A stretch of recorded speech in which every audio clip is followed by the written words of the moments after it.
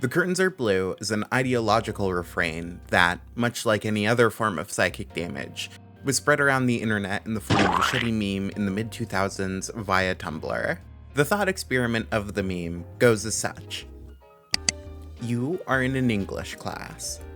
Your English teacher, being the evil, nasty, cruel monster she is for trying to teach you anything, poses that within the second scene of the novel the class is reading, that the curtains could be blue to reflect the character's mood as a symbolic device, or perhaps they're meant to inform us of some element of the character, like how he's a gender conformist who likes blue since he's a boy. Maybe the curtains are blue as a narrative parallel to the white sheets his cruel and controlling mother had at the beginning of the book. In turn, you, the student, think to yourself, the curtains are blue. That's all that sentence meant. The curtains are blue is meant to be used as a deeply anti-intellectual tool to dismiss any form of non-literalism analysis of art. It's so obviously dismissive to most elements of art that it's honestly become a pretty easy punching bag for anybody on the internet with even a slight level of literacy. But it is a frustrating mindset to encounter. In the mind of the student, nothing can be symbolic or possibly deeper in meaning, because stories must be literalized. There is no joy in further analysis of a story as a work of constructed fiction. To question any of these elements is to be directly offensive to the student.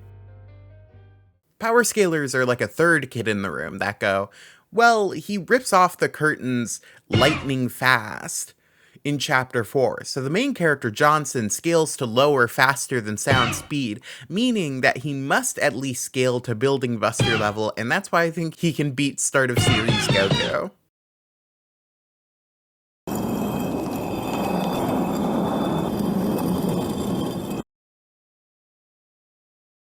If you don't go to the principal's office right now,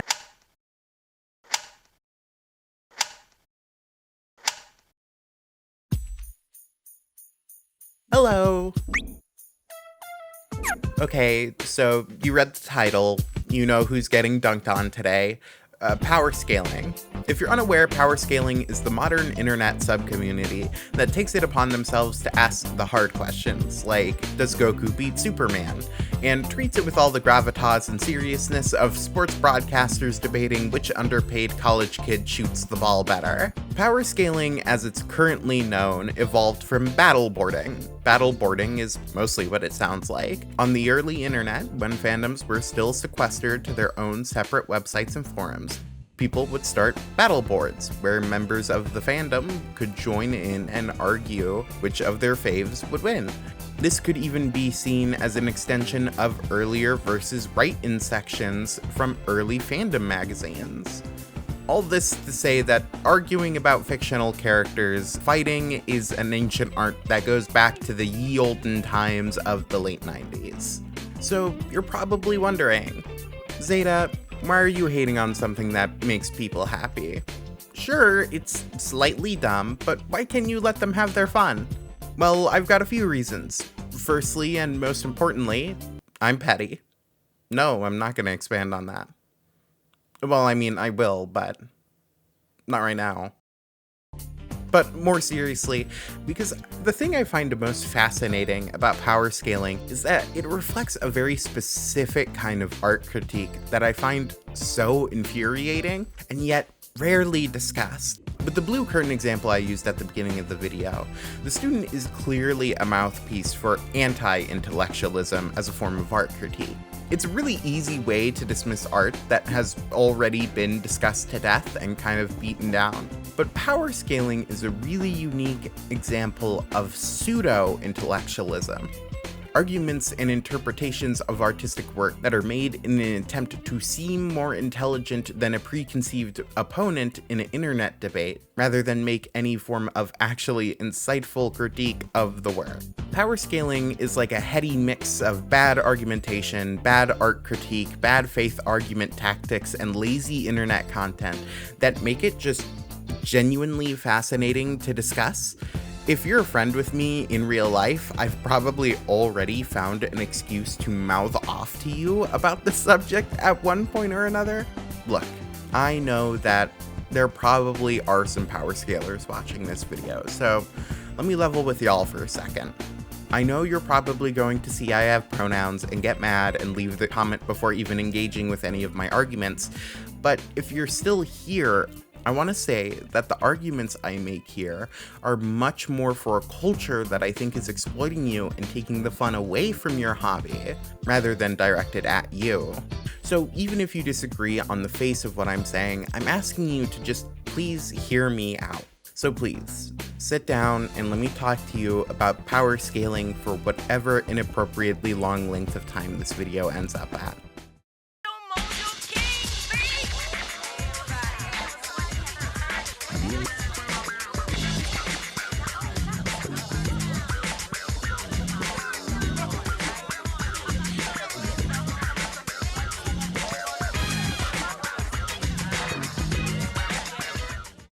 Part 1. You're really bad at scaling power. The core beating heart of any power scaling discussion is what the name suggests, scaling a character's power, taking a thing a character has done, also known as feats, and using that to calculate where their baseline is. If character A punches a hole in a brick wall on screen, that's a feat that proves his attack potency is brick wall level. Or if character B is faster than a car, that places them at car speed. Seems fairly simple on its face, right? Like, yeah, the first place you would want to start is which character can hit harder if you're going to argue with your friend on which one wins. So I gotta ask, why are power scalers so bad at it? I have a game for any non-power scalers in my audience, which is hopefully a lot of you, honestly. See, there's this wiki called Versus Battle Wiki. It's become my favorite website to visit if I need a laugh. It's a place where power scalers come together to decide how strong a character is before launching into bigger debates on their forums, where a winner is decided, tying very strongly back to how things work in the battle board days. Also, if you decide to go there, don't give fandom any money for making every fan wiki shitty and terrible. Go up to the URL and put anti before fandom, and watch the website become usable without any of the dog shit ads. Thank me later. My game for you is to choose literally any character in your head. Try to assign how strong you genuinely think they are. Look them up and see how insane this website is. Waddle Dee? Yeah, of course. He's a multiverse buster, don't you know? Dante? Yeah, don't worry, he's faster than light. Sora? Yeah, his speed is infinite. Like, literally every character on the site has a ranking that feels bizarre and serves to counteract the stories they're in. Like, you're gonna look at me in the face and say Monkey D. Luffy is faster than the speed of light? Then why does he need a boat? Couldn't he just jump to the end of the Grand Line? Like, I really want you to think for a second on what faster than light means. You mean to imply to me Monkey D. Luffy can move at 186,000 miles a second. Not a minute, a second. Over 7 times the planet's circumference. Every second. And the main piece of evidence people most often cite is that he fought a guy who could turn into light, but my counterpoint is that that happens in the same arc where he struggles to get off an island in 5 minutes. And for some reason, call me crazy, I doubt this island is the size of 7 planet Earths. Why is Devil May Cry 5 Nero listed as faster than light when he starts the game in a fucking van? Why would he need a van if he's so fast he can make 7 trips around the planet in 1 second? Also, the entire plot of this game starts off because Nero gets thrown off a tower and can't get back up and has to figure out another way around. If he was faster than light, why couldn't he just jump to the top? Also, not to bring it here, but I played the fucking game and I physically felt how fast Nero is, and trust me, he's not blasting off at light speed. And then you get truly nutso shit, like Makoto Naegi from Danganronpa being listed as a building buster? What? The entire plot of every story he's in is how he keeps getting trapped in buildings.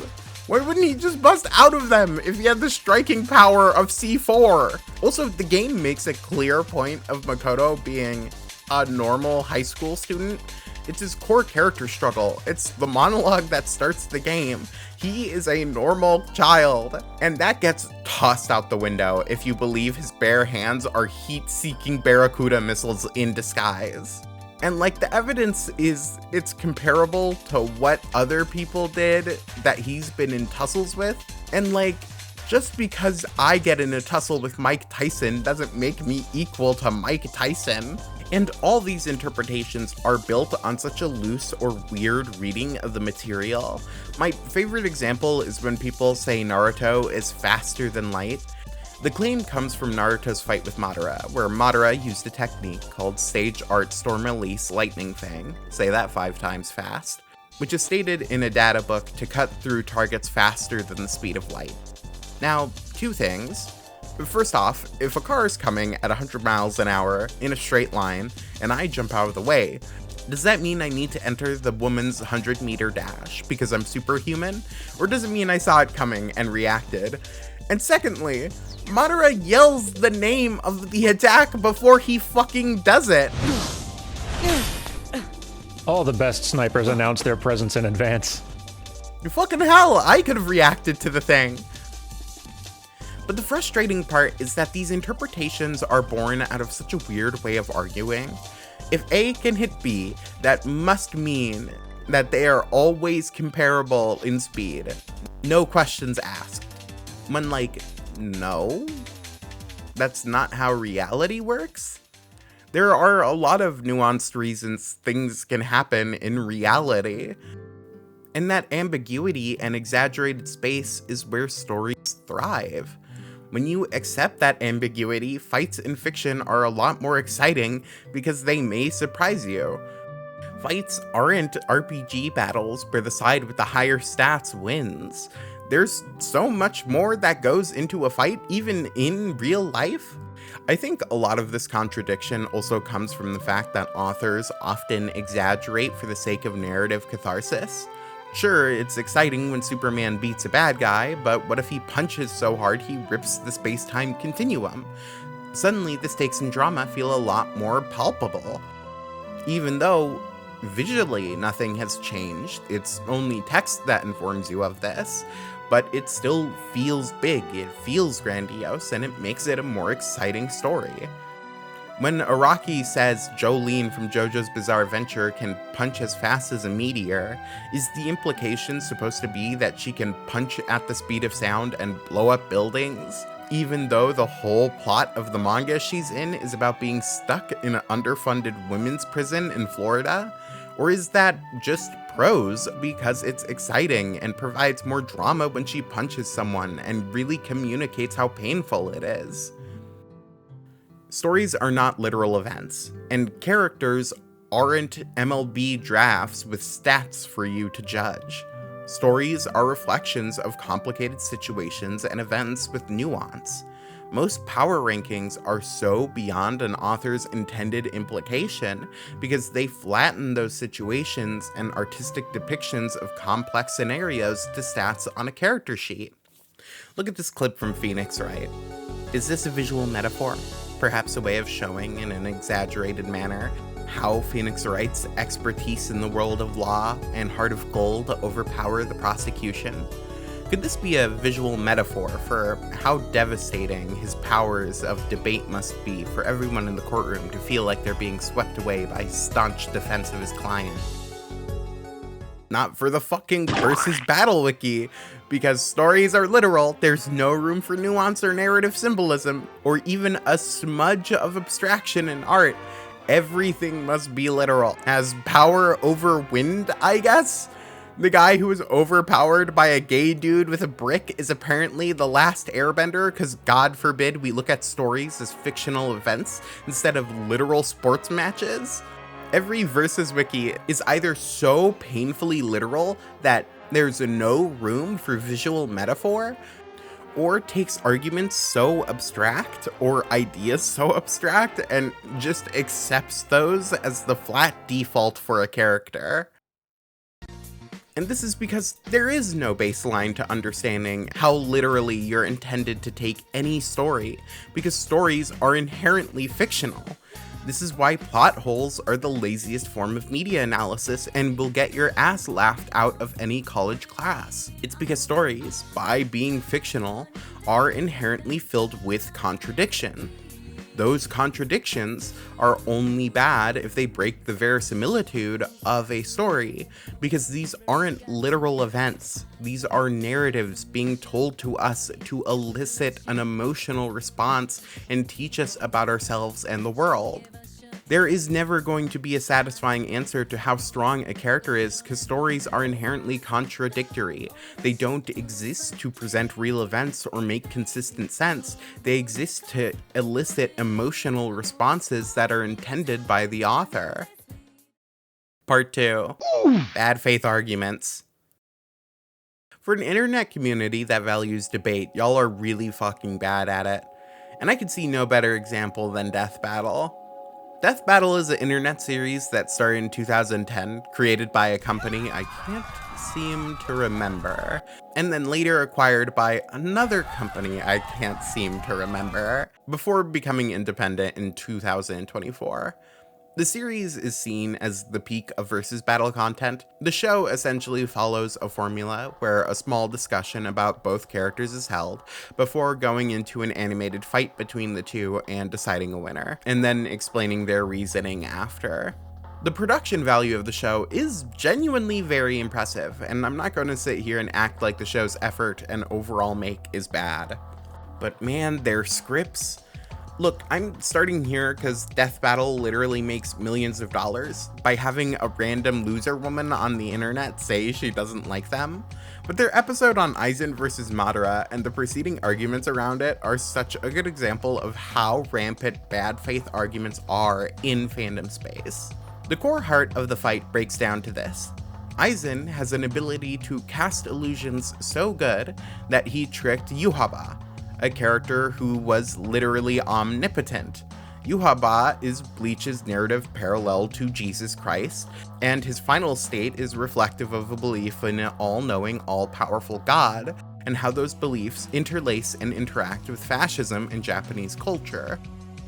Aizen is literally so good at illusions that he tricked God.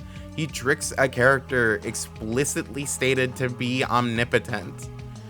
And yet, Death Battle and Naruto fans say he couldn't do illusions on Madara. Why is that? Well, because Madara has resistance to illusions because of his Sharingan. And it's never stated anywhere explicitly that Yhwach has resistance to illusions. Now, I want you to run that thought through your head for a second. Like, really think on it. Let it wash around. Stop and really consider it for a second. A guy who could make illusions so good, he tricked someone who is omnipotent. Omnipotent. I'm going to throw the definition on screen again, so you know what the word omnipotent means. But he can't trick a guy with really good eyes. Am I being crazy for saying that I feel like we're intentionally being obtuse now? Like, clearly any philosophy major should be able to tell you how harder it is to trick someone who is omnipotent than a guy with good eyes, but fuck me, I guess. Also, isn't a resistance to illusion just an ability to see the truth better? And isn't omnipotence just being able to know the truth of everything? Like, make it make sense to me. I've genuinely looked at this debate for so long, and the math doesn't add up no matter how many times I look at it. You see, I actually beat God from the Bible, because nowhere in the Bible is it explicitly stated that God has immunity to bullets. Yeah, I know it says he's all-powerful and all-knowing, but it never explicitly says I can't shoot him with a deagle, so therefore I win. And once you notice this kind of dogshit argumentation in one spot, you notice it everywhere. And God, any episode with any comic book character, you can nearly be certain the comic book character is going to win. because comic book characters are written over the course of 50 years by 200 different writers who don't give a flying fuck about being consistent with each other. Because the goal isn't to make a fully realized person, but to make a series of compelling stories that say something about the way we live. This also applies to characterization, like how one writer can be super normal about someone, and then another writer can come in and randomly decide your fave is a pedophile for no fucking reason, because why not? God, I hate comic writers. Any comic character has ludicrous bullshit feats and claims because writers are constantly trying to one-up each other. No better example than Flash's dumbass picosecond line that's pseudoscience nonsense coming from a guy who gets his ass whooped on the regular by Captain Boomerang and a gorilla. But sure, he can totally react to things in a picosecond, man. I definitely believe you. I'm actually recording and editing most of this before the Simone the Digger versus Kyle Rayner episode of Death Battle airs. And I'm just gonna call that Kyle is gonna win because Simone is a character written for a 27 episode anime that's a work of art about the human condition, gender expectations and expression, and the freedoms of people, written by a small, passionate, creative team. Meanwhile, Kyle is a comic character from DC's most meathead ass era that probably has some feat from some obscure fuck comic book written by David McWeird right-winger that actually reveals he can react to attacks within 85 gigashits per megafuck or whatever. Or it's going to come down to an argument of such broad semantics that people could really just say whatever the fuck they want. And the real cause of shit like this is that in this kind of argument, it's really easy to use this kind of biased, unfounded logical claim because stories are kind of baseless claims to begin with because they're fictional. So you might be wondering, wait, if powers and abilities of characters are so loosely and poorly defined because they're narrative symbols and not actual events, then how should we argue about them? And the answer is, Don't argue about them, actually. To argue which fictional character beats whichever other fictional character requires such a loose level of interpretation and loosely defined metrics that it will eventually drive you insane. Like, trust me, I'm a Weezer fan. I'm deeply familiar with the idea of arguing a dumbass idea that has no real point and is so tied into interpretation that it might as well mean nothing. But like, oh my god, this is extra pointless. In the end, every character can beat any other character with enough stretching of interpretation. It's impossible to have any form of effective discussion in versus battles because all information in the debate is so up to interpretation. Because all art is up to interpretation, and there is no factual basis to ground yourself in. You will eventually make a bad faith argument for your fave, because there's no way to have a good faith argument in these circumstances. There is no greater good to be argued for, and there is no real constructive goal. The only thing you want is for your favorite character to win. And your fave winning only happens under non-literal circumstances where there are no facts and there are only feelings. So at that point, why even have the discussion? Like, look, it's okay if you want Gojo to beat Goku because you have a crush on him. Shit, I'm a lesbian and I have a crush on the dude. But you need to be intellectually honest with yourself and realize this argument only means so much to you because you want to dick ride your man. And that's okay. You don't have to have dumbass arguments about it. Part 3. The negative impact. So this is when I start getting more petty. She says, like, the whole video hasn't been petty as fuck. My favorite video on this channel is my video Maki Zenin, Feminism, Disability, and Intersectionality. The amount of research and effort I put into that video, connecting Jujutsu Kaisen's visual symbols and narrative mechanics and discussions to real-life Japanese politics and culture, was a really meaningful exercise to me. And seeing so many women connect with the ideas presented and share their own insights and discussions was deeply moving in a way I can't express. being able to read stories of real disabled Japanese women and real queer Japanese women and make a reading of a work that embodied my love for it was so fulfilling in a way that I can't quite describe. So it's a real shame how YouTube chose to promote it. Because did the video land in the recommended feeds of thoughtful leftist media critiques, perhaps recommending it under other thoughtful book critiques? Nope. It was exclusively recommended under fucking power scaling videos. The comments quickly became a 50-50 mix between thoughtful comments made by women sharing their personal connections to the work and their interpretations, and dudes with the reading comprehension of 6th graders calling me slurs and then sharing their own misreading of the work. When I made the Maki video, it was shoved into the recommendation feeds of dudes who look at fights like Maki and Mai and say shit like, well, the fact Maki can catch a bullet here directly contradicts her later claims that she can keep up with a Mach 3 opponent, and instead of focusing on what actually matters. The story of two women, what stands in the way of their liberation, and their love for each other. It was an exhausting and frankly awful thing to deal with. But in hindsight, it feels like an eventuality.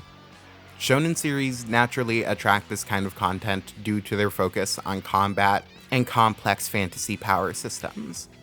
Often power scalers are the first to cover manga-only content, since it often presents more chances for stronger characters to talk about.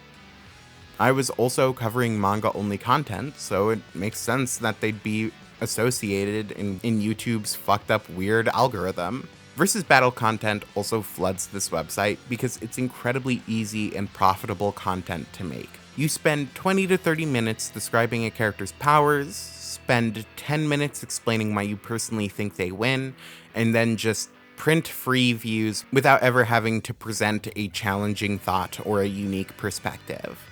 You don't even have to make the fight fair or logical, or your conclusions logical or fair. Even if the board is so stacked in one guy's favor, you could still burn 30 minutes going for the other guy's abilities, so it doesn't fucking matter to you. The algorithm only values engagement. It doesn't matter if it's positive or negative. So when someone puts up a versus video, it is a form of intentional engagement bait. They want people in the comments to get pissed off and argue in giant threads because that's the kind of content YouTube rewards. Death Battle doesn't give a flying fuck who they piss off, or even making sure that whoever wins makes sense, because if you're mad and willing to post about them or argue with someone about them, then you're directly lining their pockets. It's no surprise then how the largest voices in the power scaling community tend to be men who are vaguely centrist to right-leaning, who have no reason to give a shit about how toxic or cruel or weird their fan base gets, because it doesn't matter to them. But it does matter to people like me. I want to have these discussions, but I ended up getting called every slur under the sun because the algorithm determined that we're best buds when I want nothing to fucking do with them. It's sad. I want to live in a world where we can have discussions about Goku's narrative character arc around his passive suicidal ideation and how it culminates in him choosing to live, both literally and metaphorically. Or how Bleach's Arrancar arc is an insightful commentary on toxic masculinity that intentionally uses the first half of the series as a narrative parallel. I want to live in a world where Precure, Bleach, and Uncanny X-Men are treated with the same weight and consequence as real literature. I want to talk to other adults in an adult way about these things. I want them to be discussed critically and thought of as stories with themes and messages and symbols and unique meanings first and foremost. I want to make that kind of content. But I'll be honest and say I feel really put off of doing it because of how horrifyingly close it puts me towards the slop treadmill. I want to live in a world where lazy rage bait slop is ignored and stories are critically engaged with. Because I believe stories made for younger audiences, pulpy comic books, girly battle series, action films, and everything else that gets ignored as mindless entertainment gets to be respected and engaged with in the same way we engage with literature. I want there to be a pathway for a kid who's interested in Jujutsu Kaisen to learn more about Japanese politics and culture that inform the show they love. I want to live in a world of smart critique and respect. If you're a power scaler who made it this far into the video, first off, wow, thank you, genuinely. Secondly, all I want is for the stories you love and for you to be treated with more respect. Because you and that show are smarter than people give you credit for. And I think it's bullshit that you aren't treated that way by the attention-thieving algorithms that are designed to take advantage of your desire for discussions around the story you love. I think it's unfair that you're having that discussion taken away from you. And I really want you to have better. So let's try and do better. Also, I forgot to write a conclusion to the video, so how about you comment your favorite unique interpretation of a story that only gets farmed for power scaler slop? Here, I'll start. I think Goku is ace and probably autistic, and Superman is the perfect immigrant story. All right, there, it's your turn, go off. I want to read some really cool interpretations of art, so go nuts in the comments. I'll heart any interpretations I find especially cool or novel. I'm really excited to see what you guys talk about down there. And hey, if you're still watching, go read those comments, engage with those interpretations. Who knows, maybe you'll find somebody else who loves a story you like and they'll give you a new way of looking at it, a new theme to engage with, a new perspective, a new thing to see, a new angle to enjoy the thing you already love. What's one last inflammatory thing I can say before I end this video? Ooh, I know. I think that fanfic writers engage with narrative better than power scalers.